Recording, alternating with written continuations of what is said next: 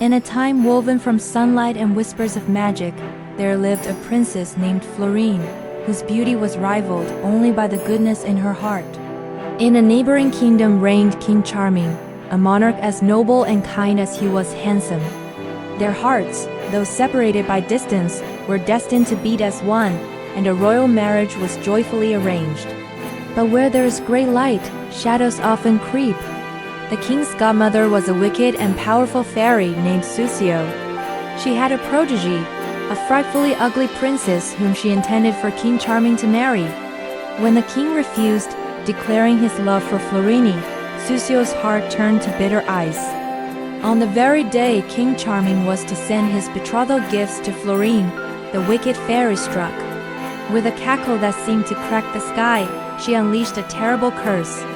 In a storm of foul magic, the handsome King Charming was twisted and changed, his royal form shrinking, his skin sprouting feathers of a brilliant sapphire blue. He had become a bluebird, his voice a melodic chirp, unable to speak his own name. The curse did not end there. Susio, disguised as a peasant woman, traveled to Florine's castle.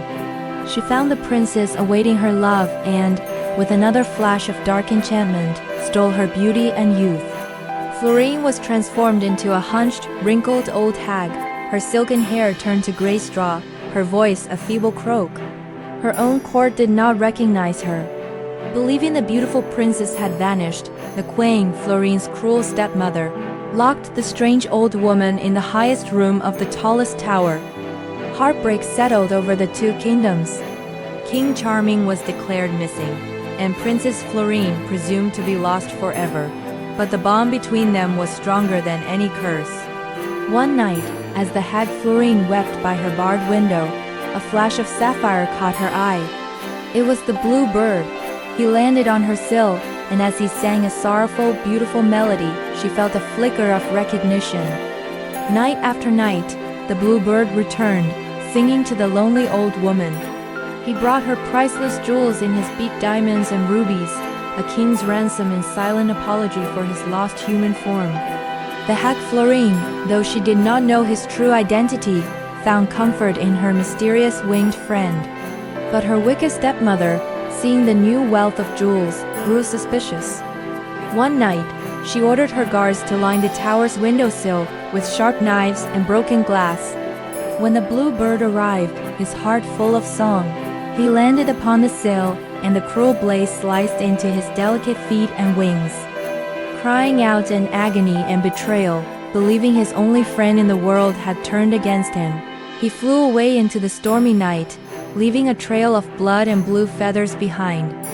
Desperate, the hag Florine knew she had to escape. Using a rope made of bed sheets, she climbed down the lonely tower and began a long, arduous journey. She had to find her bluebird. Her travels were fraught with peril, but her kindness to a small lost mouse on the road earned her the favor of a good fairy, an ancient rival of Susio. The good fairy gave her 3 magical eggs, telling her to use them only in her greatest moments of need. After months of searching, Florine arrived at a kingdom shrouded in sorrow. There, she heard whispers of a magical bluebird, captured and held in a cage, who sang the most heartbreaking songs but would not speak. She knew it was him. The bird was now the property of the princess Susio had forced upon the kingdom. Florine, still in her hag disguise, approached the palace. She cracked the first magical egg, and out came a series of exquisitely carved ivory figures. The greedy princess saw them and demanded them. Florine offered a trade, the toys for one night in the aviary with the bluebird. The deal was struck. That night, she sat beside the cage and whispered, "Bluebird, bluebird, color of sky, awaken and speak to your love, for it is I." But the bird had been given a sleeping potion and did not stir. The next day, Florine cracked the second egg, which produced a magnificent music box of gold and pearl. Again, the princess demanded it, and again, Florine traded it for another night with the bird. But he was drugged once more and slept through her pleas.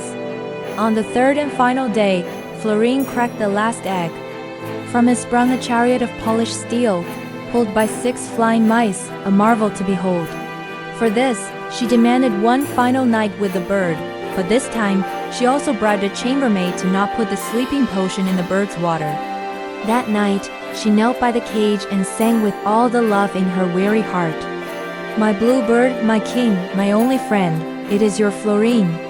I never betrayed you, see my sorrow, hear my plea. This time, the bluebird's eyes fluttered open. He heard her voice, and though her form was wretched, he recognized the soul he loved. He began to sing back to her, and as their melodies intertwined, a brilliant flash of pure white light engulfed the room. The magic of their true love, finally reconnected, shattered Susio's wicked curse. The bluebird grew and transformed, his feathers receding to reveal the handsome King Charming once more. The old hag straightened, her wrinkles vanishing, her form returning to that of the beautiful Princess Florine. The spell was broken. King Charming and Princess Florine, reunited and restored, exposed the wicked fairy Susio, whose powers faded in the face of such powerful love. They returned to their kingdoms not as cursed beings, but as triumphant rulers, their bond forged in trial and unbreakable for all time.